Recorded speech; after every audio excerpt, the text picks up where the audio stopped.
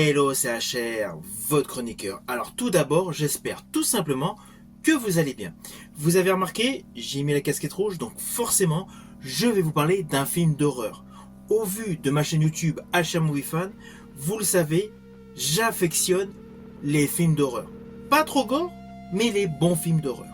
Il y a quelques jours, lorsque j'ai fait mon live pour vous préciser que j'allais voir ce film en format IMAX, il y a eu certes des petits bugs, mais j'étais content de pouvoir vous montrer que pour une fois, on pouvait voir un film d'horreur sur très grand écran.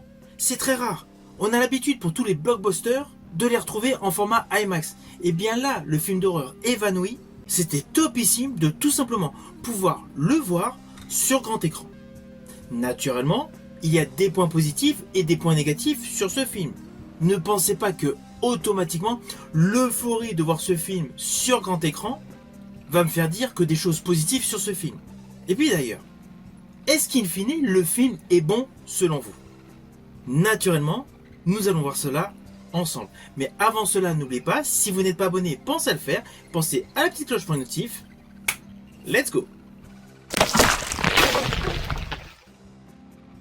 Alors tout d'abord, le titre de ce film. Ici, en France, il est nommé Évanoui. À l'international, il se nomme Weapons. Il a la particularité d'être écrit et réalisé par le même individu, c'est-à-dire Zach Cregger. Et au casting, nous retrouvons naturellement Julia Garner en premier rôle. Alors pourquoi je dis naturellement Julia Garner en premier rôle? Car ces derniers temps, elle s'est montrée épatante par son jeu d'actrice dans 2 films d'horreur que je vous ai présentés sur ma chaîne YouTube. Je pense à l'appartement 7A et au film de loup-garou Wolfman. Même si dernièrement, elle joue dans un film fantastique SF, Les 4 Fantastiques, les premiers pas. Oui, en fait c'est elle qui fait le surfeur d'argent. Mais bon, elle est pratiquement méconnaissable. Tandis que dans les films d'horreur que je vous ai cités, elle a le premier rôle. Donc au vu de l'envergure de ce film Évanoui, je trouve totalement légitime son premier rôle. Naturellement, à ses côtés, il y a des figures emblématiques du cinéma, comme Josh Brolin, où sa carrière n'est plus à démontrer, elle s'étale sur plusieurs décennies, et perso d'ailleurs, l'un de ses rôles que j'affectionne particulièrement n'a pas été un énorme succès, c'est plutôt le contraire, c'était pour le film Jonah Hex. Mais bon, c'est une autre histoire. Ainsi, ce film dure un peu plus de 2 heures, mais honnêtement, on ne voit pas du tout le temps passer.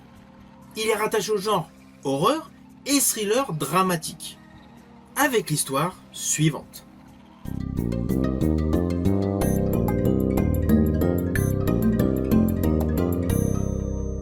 Alors naturellement, je vais vous le faire de manière extrêmement succincte. Une nuit, à 2h17 précise, 17 enfants d'une même classe disparaissent. Vous l'avez compris, vous le voyez dans la bande-annonce. Ceci dit, il y a un garçon qui n'a pas disparu. Naturellement, je ne vais pas vous dire pourquoi. Donc après ce postulat de disparition, forcément, il y a un traumatisme général. Car forcément, que ce soit les instits, les parents, les animateurs, les policiers, tout le monde est totalement terrifié, angoissé. Avec ici et là, des points de vue différents sur l'événement inexplicable qui a bouleversé tout simplement la communauté. Alors naturellement, je n'irai pas plus loin sur la ligne scénaristique de ce film pour que vous ayez tout simplement la surprise. Néanmoins, en fin de vidéo, je vous préciserai les séquences que j'ai préférées sur ce film. Certains détails visuels que j'ai trouvé totalement hypants, en plus, qui augmentent un effet trouille. Assurément, sans vous dévoiler quelque chose d'important par rapport à l'histoire. Alors concernant les points forts de ce film, il y en a plusieurs, principalement le casting. Le casting est top et Julia Garner joue à la perfection.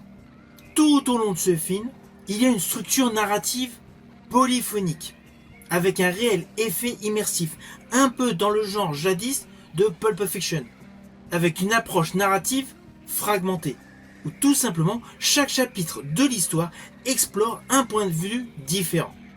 À cela s'ajoute une mise en scène très anxiogène où la tension est viscérale. Dans ce film, ne vous attendez pas à du gore. Ne vous attendez pas à des scènes à la Terrifier ou à des jumpscares pour un scream.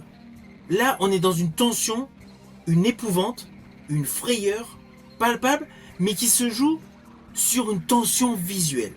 Perso, j'ai largement apprécié dans ce film tous les moments de silence. Cela fait flipper.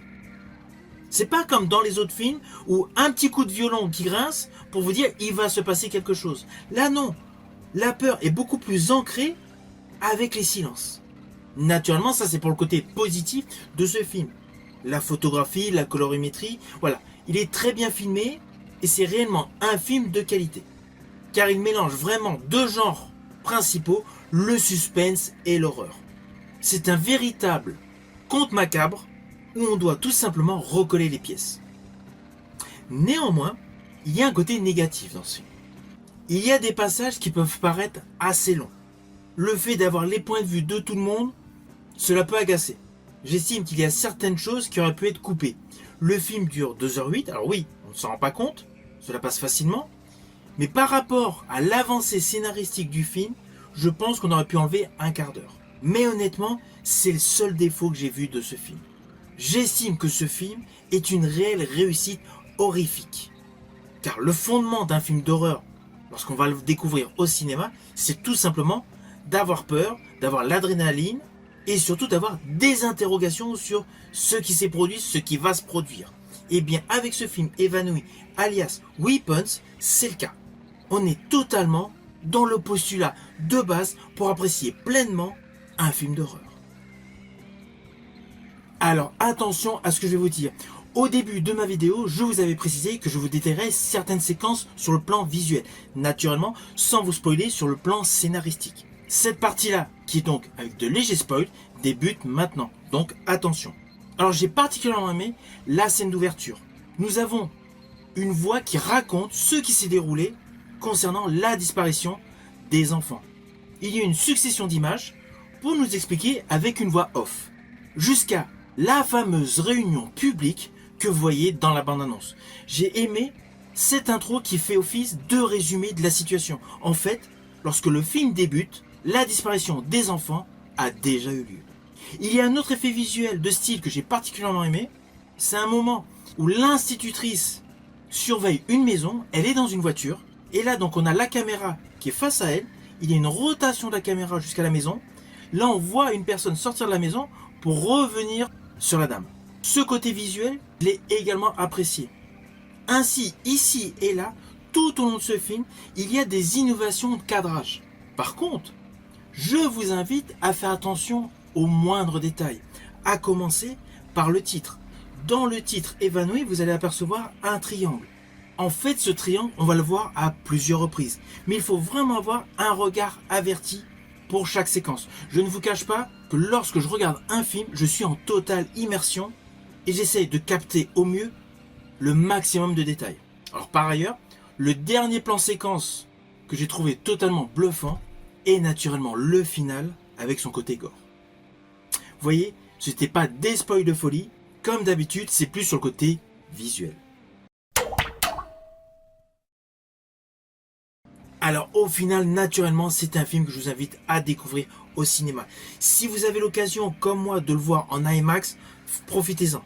Cela permet une réelle immersion dans ce thriller horrifique, extrêmement stylisé, qui est selon moi, l'un des films d'horreur les plus angoissants et les plus intelligents depuis 2020. Si vous allez voir ce film, tout simplement, j'aimerais que vous, en retour, vous mettiez votre avis en commentaire et surtout pensez à me préciser si tout simplement ma vidéo vous a donné envie d'aller le voir. Je vous dis à bientôt pour une prochaine vidéo.